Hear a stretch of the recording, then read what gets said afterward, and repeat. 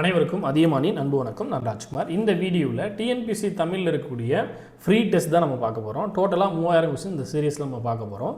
இந்த வீடியோ உங்களுக்கு எல்லா விதமான தேர்வுகளும், தமிழ் வரக்கூடிய எல்லா விதமான தேர்வுகளுக்கும் நீங்கள் பயன்படுத்திக்க முடியும். நம்ம பார்க்கக்கூடியது இது 6வது டெஸ்ட்.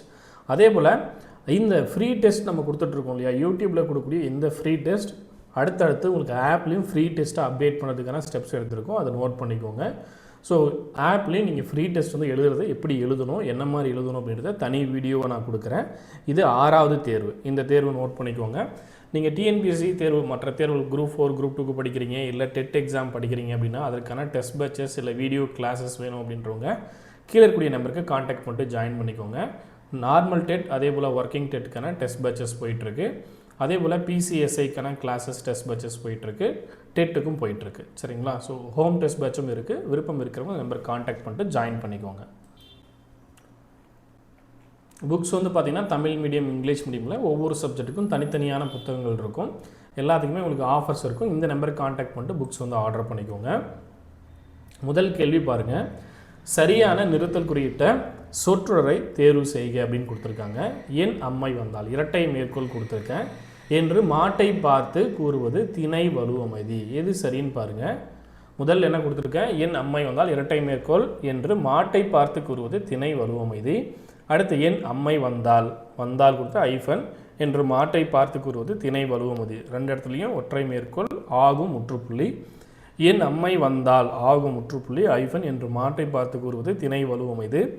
அப்புறம் பிராக்கெட், ஓப்பன் பிராக்கெட் கொடுத்துட்டு என் அம்மை வந்தால் ஐஃபன், என்று மாட்டை பார்த்து கூறுவது திணை வலுவமைதி. இதில் சென்டென்ஸில் இருக்கக்கூடிய பிழைகள் நீங்கள் பார்க்க வேண்டிய அவசியம் இல்லை. சொற்றொடரில் இருக்கக்கூடிய நிறுத்தல் குறிகள் எங்கே கரெக்டாக இருக்குது அப்படின்றத மட்டும் பார்த்து ஆன்சர் பண்ணினாவே போதுமானது. முதல்ல என்ன வரணும், என் அம்மை வந்தால். என் அம்மை வந்தால் அப்படின்னு பார்க்கும்போது நம்ம எது முதல்ல சொல்லுவோம், அம்மை வந்தால்ன்றது சரியான தொடர் தான். ஏன் அப்படின்னா அந்த இடத்துல உயர்தனையை நம்ம பயன்படுத்துகிறோம். அதையும் நம்ம தெரிஞ்சுக்கணும். அடிஷ்னலாக அது ஒரு கொஷினாக பார்த்துக்கோங்க. சரியான ஆன்சர் எது அப்படின்னு பார்க்கும்போது இந்த இடத்துல பிராக்கெட் வருமா, வராது, இது தவறு. இந்த ஐஃபன் வருமா, வராது, தவறு. அதே போல் இங்கேயும் ஐஃபன் வருமா, வராது, தவறு. என் அம்மை வந்தால் அப்படின்னு கொடுத்துருக்காங்க, இங்கே ஐஃபன் வருமா, வராது, தவறு. ஒற்றை மேற்கோள் வருமா, வராது. சரிங்களா? அப்போ சரியான ஆன்சர் என்ன, என் அம்மை வந்தால் என்று மாட்டை பார்த்து கூறுவது திணை வலுவமைது. ஆப்ஷன் ஏ சரியான ஆன்சர். சரிங்களா? ஆப்ஷன் ஏ சரியான ஆன்சர். இது நோட் பண்ணிக்கோங்க. இதே போல் என் அம்மை வந்தால் அப்படின்னு கொடுத்துருக்கோம் இல்லையா, இது எந்த திணை அப்படின்னு சொன்னேன், உயர் திணை அப்படின்னு சொன்னேன். சரிங்களா? இதையும் நோட் பண்ணிக்கோங்க, கேட்பாங்க. ஏன்னா மாடு நம்ம என்னென்னு சொல்லுவோம், அக்ரிணை அப்படின்னு சொல்லும் போது மாடு வந்ததுன்னு தானே சொல்லுவோம். இந்த இடத்துல வந்தால்னு சொல்கிறோமே, ஏன் அப்படின்னு கேட்டால் மாடு நம்மளை பொறுத்தவரையிலையும் செல்வமான ஒரு விஷயம். அப்படி பார்க்கும்போது அது உயர்தனையாக நம்ம உயர்த்தி கடவுளுக்கு இணையாக வச்சு நம்ம சொல்கிறதுனால என் அம்மை வந்தால் அப்படின்னு நம்ம சொல்கிறோம். சரிங்களா? இதை நோட் பண்ணிக்கோங்க. இதை கேட்பாங்க. இதுலேயே என்ன பால் அப்படின்னு கேட்டாங்கன்னா இந்த இடத்துல பெண்பால் விகுதி வருது. என்ன பால், பெண்பால் விகுதி வருது. அடுத்து நிறுத்தல் குறியிடுக. பூனையின் காலில் அடிபட்டு விட்டதே. ஆ, பூனையின் காலில் அடிபட்டு விட்டதே. ஆ முற்றுப்புள்ளி, பூனையின் காலில் அடிபட்டு விட்டதே. ஆ ஆச்சரியக்குறி, பூனையின் காலில் அடிபட்டு விட்டதே, ஆச்சரியக்குறி. ஆ பூனையின் காலில் அடிபட்டு விட்டதே முற்றுப்புள்ளி. அதே போல் ஆச்சரியக்குறி பார்த்தீங்கன்னா ஆ பூனையின் காலில் அடிபட்டு விட்டதே. இந்த இடத்துல எந்த விதமான முற்றுப்புள்ளியோ ஆச்சரியக்குறியோ எதுவுமே இல்லை. இப்போ இதில் எது சரியான ஆன்சர் அப்படின்றத ஃபைண்ட் அவுட் பண்ணுங்கள். பாஸ் பண்ணிட்டு ஆன்சர் ட்ரை பண்ணுங்கள். இரண்டாவது கேள்வி என்ன வரணும், உணர்ச்சி வசப்பட்டு சொல்கிறோம். அப்போ என்ன வரணும், உணர்ச்சி வாக்கியம் அப்படின்னும் போது இந்த இடத்துல ஒரு ஆச்சரியக்குறி வரணும். அதே போல் கடைசிலையும் ஒரு ஆச்சரியக்குறி வரணும். அப்போ ஆப்ஷன் பி சரியானது.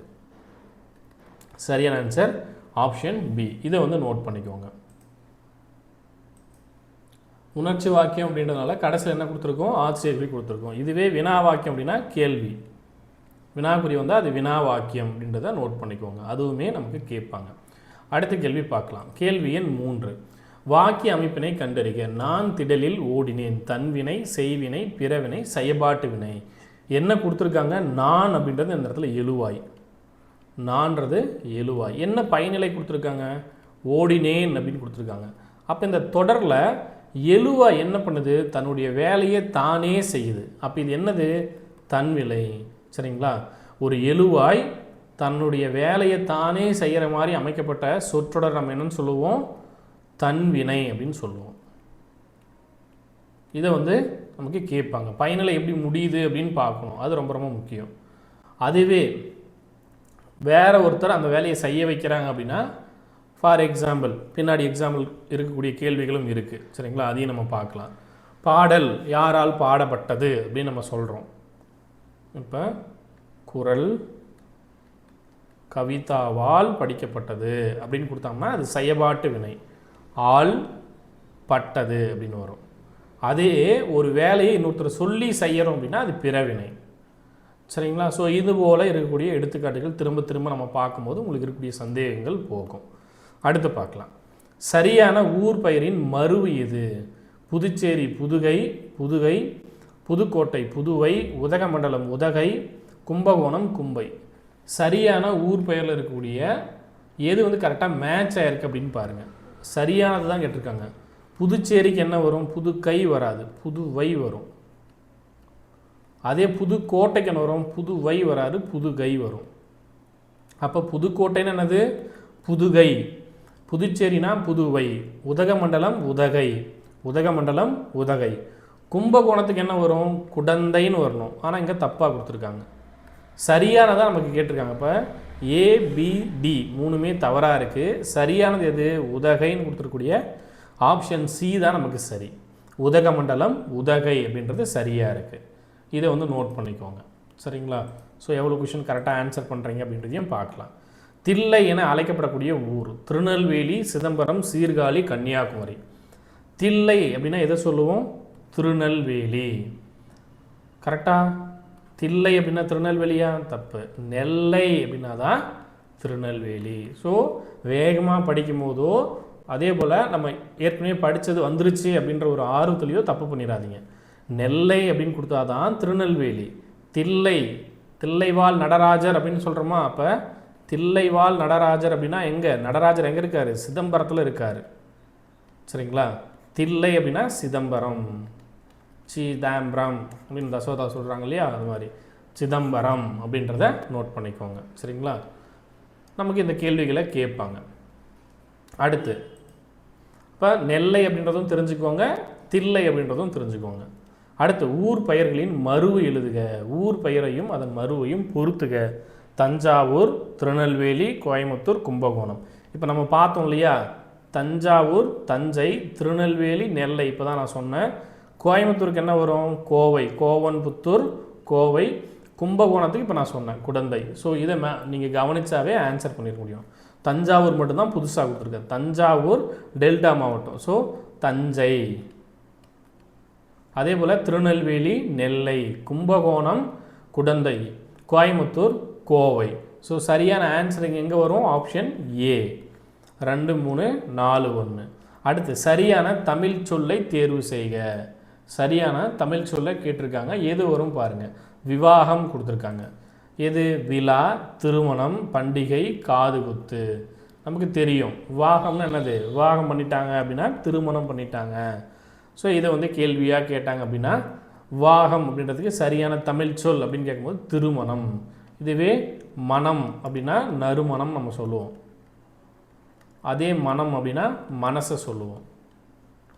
சரிங்களா. இந்த மாதிரியும் நகர நகர வேறுபாடு கேட்கலாம். இது இல்லாமல் விவாகம் அப்படின்றது எந்த மொழிச்சொல் கேட்டாங்கன்னா வடமொழிச்சொல். விவாகம் அப்படின்றது என்ன மொழிச்சொல் அப்படின்னு கேட்டாங்கன்னா வடமொழிச்சொல் அப்படின்றத ஞாபகம் வச்சுக்கோங்க. இதுவே முன்ன பார்த்தோம் இல்லையா, மருவு விருதை அப்படின்றது எதை குறிக்கும்? விருதை அப்படின்றது எந்த ஊரை குறிக்கும் அப்படின்னு கேட்டால் விருதுநகர். எந்த ஊரை குறிக்கும்? விருதுநகர்.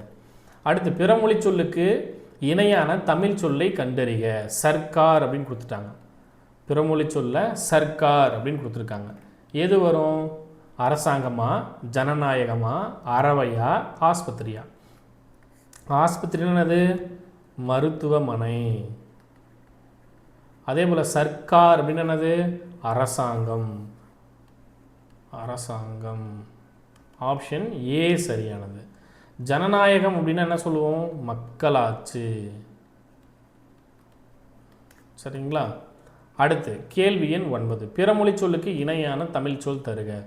லைட் ஹவுஸ் என்பதன் தமிழ் சொல் கலங்கரை விளக்கம், படகு வீடு, மர வீடு, கப்பல் வீடு. லைட் ஹவுஸ் அப்படின்றதுக்கான சரியான தமிழ் சொல் எது? கலங்கரை விளக்கம் அப்படின்றத நோட் பண்ணிக்கோங்க. லைட் ஹவுஸ்னால் நம்ம எதை சொல்லுவோம்? கலங்கரை விளக்கம். இதுவே அதிபர் அப்படின்னு கேட்டாங்கன்னா என்ன சொல்லுவோம்? அதிபர் அப்படின்ற சொல்லுக்கு சரியான தமிழ் சொல்லுனா தலைவர். கலங்கரை விளக்கம் எப்படி நம்ம சொல்கிறோம்? கடல் தாண்டி இலங்கை இருக்குது, இலங்கையில் இருக்கக்கூடிய தலைவர் என்ன சொல்லுவாங்க? அதிபர் அப்படின்னு சொல்லுவாங்க. இதுவே தலைவர் இல்லாமல் கடவுளுக்கு நம்ம அபிஷேகம் பண்ணுவோமா? அபிஷேகம் அப்படின்னு கொடுக்குறாங்கன்னா அதுக்கு என்னது தமிழ் சொல்? நீராட்டுதல். சரிங்களா? நீராட்டு. அதே கடவுளுக்கு வேற என்ன பண்ணுவாங்க? ஆராதனை. ஆராதனை அப்படின்னா என்ன சொல்லுவோம்? வழிபாடு செய்தல். அப்போ அபிஷேகம் அப்படின்னா நீராட்டு, ஆராதனை அப்படின்னா வழிபாடு, அதிபர் அப்படின்னா தலைவர். இதை நோட் பண்ணிக்கோங்க. அடுத்து, நீ விளையாடவில்லையா என்ற வினாவிற்கு கால் வலிக்கும் என்று விடை கூறுவது. மறைவிடை, நேர்விடை, உற்றது உரைத்தல் விடை, உருவது கூறல் விடை. நீ விளையாடவில்லையா என்ற வினாவிற்கு கால் வலிக்கும் சொல்கிறோம். அப்போ ஏற்கனவே நடந்தது. புரியுதுங்களா? கால் வலிக்கும் அப்படின்னு நம்ம சொல்கிறோம். வலிக்கிறதுன்னு சொல்கிறோமா, வலிக்கும்னு சொல்கிறோமா? விளையாட போனால் வலிக்கும்னு சொல்கிறோம். அப்போ ஏற்கனவே நடந்ததில்லை, நான் போனேன்னா எனக்கு வலிக்கும் தான் சொல்ல வரும். ரெண்டுக்கும் வித்தியாசம் இருக்குது. இப்போ நம்ம சொல்லும் போது நடந்ததுன்னு சொல்லிட்டேன், வலிக்கும்னா நடந்ததில்லை. வலிக்கிறது அப்படின்னா தான், வலிக்கிறது அப்படின்னா ஏற்கனவே விளையாட போயிருக்காப்புல, அதனால் வலிக்குதுன்னு சொல்கிறோம். அப்போ இது இறந்த காலமாக போயிடும். ஆனால் இங்கே என்ன கொடுத்துருக்காங்க? வலிக்கும், போனால் வலிக்கும்னு சொல்கிறாங்க. அப்போ எதிர்காலத்தில் சொல்கிறாங்க. போனால் தான் எனக்கு நடக்கும். அப்போ என்னது? உருவது கூறல். போனால் எனக்கு நடக்கும். இதுவே வலிக்கிறதுன்னு சொன்னால் உற்றது உரைத்தல். ஏற்கனவே நடந்துச்சு, அதனால் எனக்கு கால் வலிக்குது. ஏற்கனவே விளையாட போனேன், அதனால் கால் வலிக்குதுன்னு சொல்கிறோம். இந்த இடத்துல நீ விளையாடவில்லை என்ற வினாவிற்கு கால் வலிக்கும் அப்படின்னு சொல்கிறது உருவது கூறல் விடை. சரிங்களா? இதை நோட் பண்ணிக்கோங்க. உற்றது உரைத்தலும் உருவது கூறலும் படிக்கும்போது அந்த சென்டென்ஸை மட்டும் சரியாக படிச்சுட்டு ஆன்சர் பண்ணிடலாம். ஈஸியான கேள்வி. ஆனால் வேகமாக, இப்போ நான் படித்த மாதிரி வேகமாக படிச்சுட்டு எதிர்காலம் இறந்த காலம் அப்படின்றத பார்க்காம தப்பாக ஆன்சர் பண்ணிட வேண்டாம். சரிங்களா? அடுத்த கேள்வி பார்க்கலாம். சரியான வினை மரபை எடுத்து எழுதுக. வினை மரபு கேட்டிருக்காங்க. தண்ணீர் பருகினான், தண்ணீர் அருந்தினான், தண்ணீர் பருகினான், தண்ணீர் குடித்தான். இந்த இடத்துல அருகினான் வரணும், அருந்தினான் அப்படின்னு வரணும். ரெண்டும் ஒரே மாதிரி கொடுத்துட்டேன். தண்ணீர் அருந்தினான். இந்த இடத்துல என்ன வரணும்? வினை மரபுன்னு கொடுத்துட்டாங்க.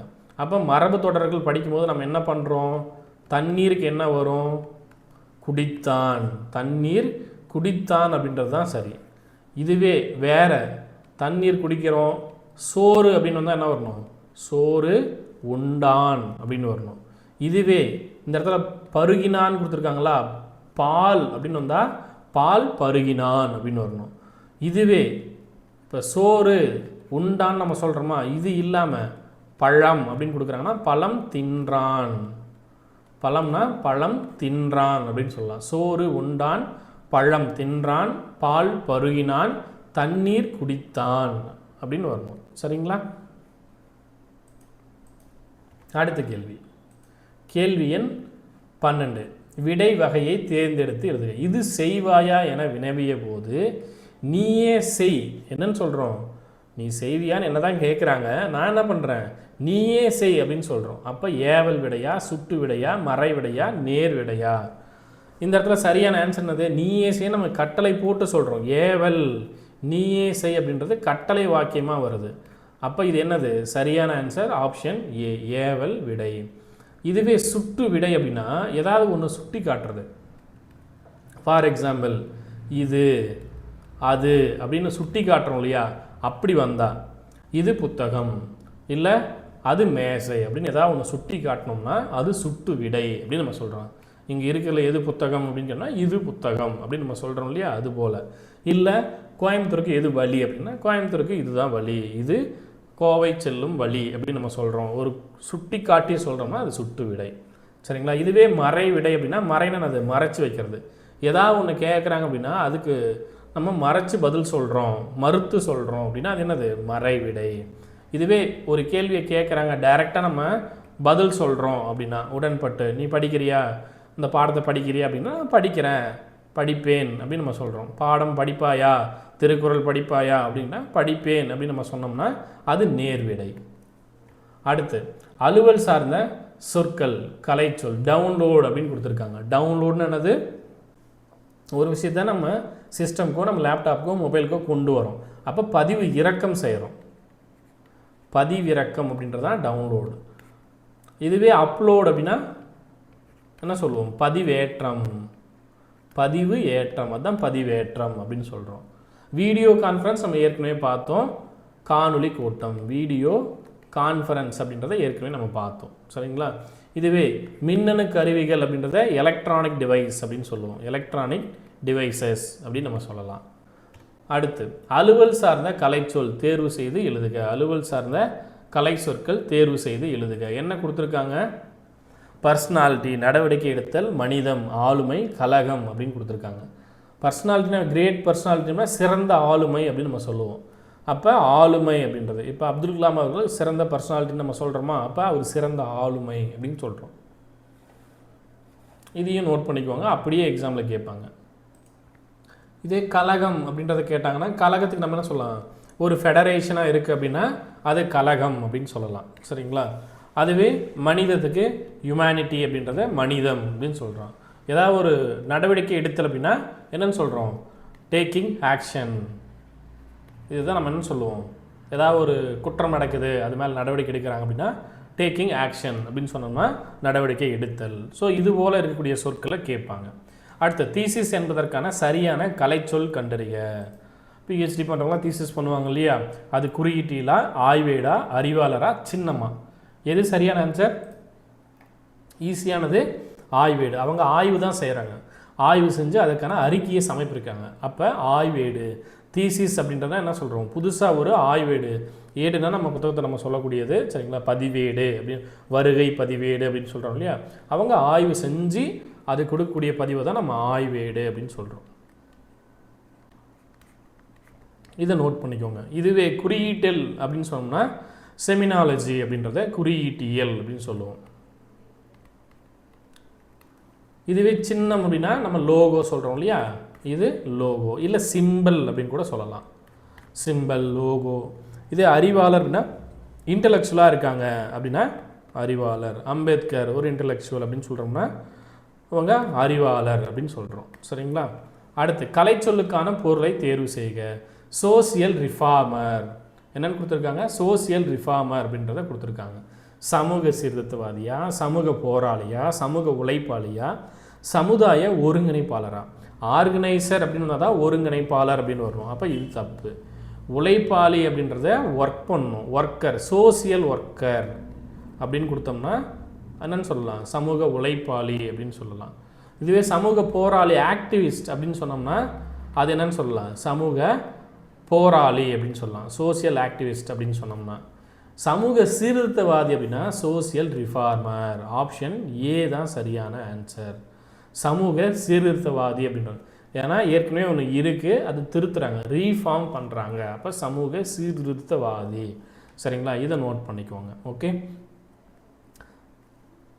அடுத்த கேள்வி. கேள்வி எண் 17. ஓமையால் விளக்கப்படக்கூடிய பொருத்தமான பொருளை தேர்வு செய்தல். விழலுக்கு இறைத்த நீர் போல. விழலுக்கு இறைத்த நீர் போல. பயனுள்ள செயல், பயனற்ற செயல், மிகுதியான செயல், தகுதியான செயல். சரியான ஆன்சர்னா விழலுக்கு இறைத்த நீர்னு என்ன அர்த்தம்? இப்போ வயல் இருக்குது, வயலில் நெல் பயிரோடு சேர்ந்து இருக்கக்கூடிய களைகளை தான் நம்ம விழல் அப்படின்னு சொல்கிறோம். அப்போ விழலுக்கு இறைத்த நீர் போல, விழலுக்கு நம்ம தேவையில்லாத செடிகளுக்கு, களைகளுக்கு நம்ம நீர் இறைக்கிறோம் அப்படின்னா அது என்னது? பயனற்றது. அப்போ பயனற்ற செயல் எங்கே இருக்குது? ஆப்ஷன் பி கொடுத்துருக்காங்க. சரிங்களா?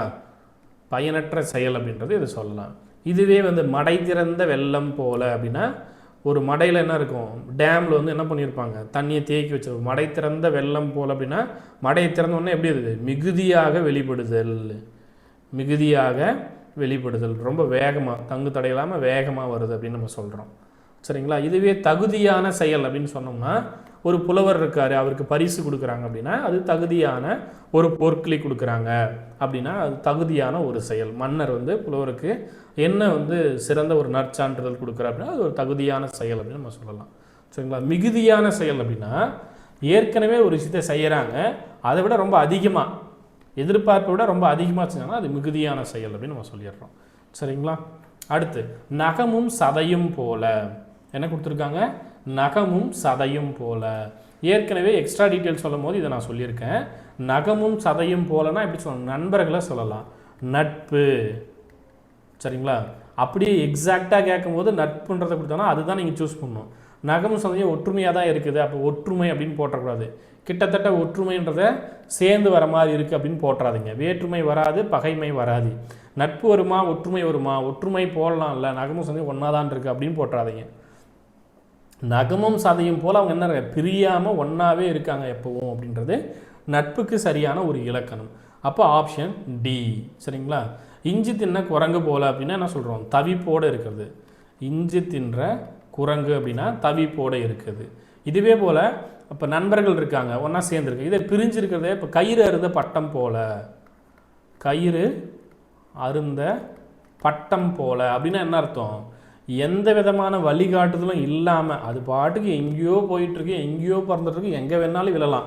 அப்போ கயிறு அருந்த பட்டம் எப்படி இருக்கும், சரியான வழிகாட்டுதல் இல்லாமல் இருக்கும். இதை தான் பண்ணணும், இப்படி தான் பண்ணணும் அப்படின்னு இல்லாமல் கயிறு அருந்த பட்டம் திடீர்னு உயரப்பாக இருக்கும், திடீர்னு கீழே வரும், திடீர்னு கீழே விழும். அதுபோல் இருக்கிறதான் கயிறு அருந்த பட்டம், வழிகாட்டுதல் இல்லாமல் இருத்தல் அப்படின்னு சொல்லுவோம்.